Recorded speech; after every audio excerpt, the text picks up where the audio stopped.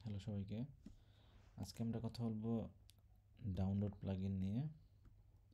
এটা হচ্ছে আমাদের সেকেন্ড এপিসোড। আমরা সার্চ করি ডাউনলোড প্লাগইনস।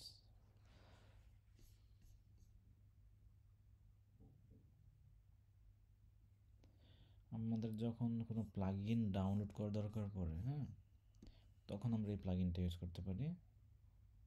এটা খুবই ভালো একটা প্লাগইন, যেমন সেটা ডাউনলোড হোক, ইনস্টল হোক। ইনস্টল হয়ে গেল,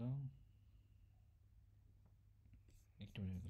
এই যে আমরা প্লাগইন পেজে প্লাগইনস, এখানে যতগুলো প্লাগইন আছে সবগুলো আমি ডাউনলোড করতে গেলে খুব ইজিলি এই বাটনগুলো আসে। এই বাটনগুলো কীভাবে আসছে?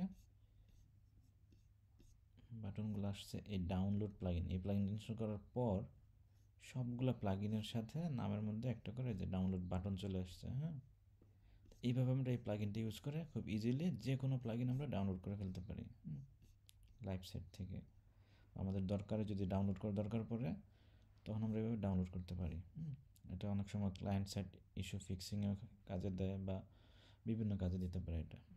তো এটা খুব হেল্পফুল বা উপকারী একটা প্লাগইন, আমরা এটা ইউজ করতে পারি। Thank you.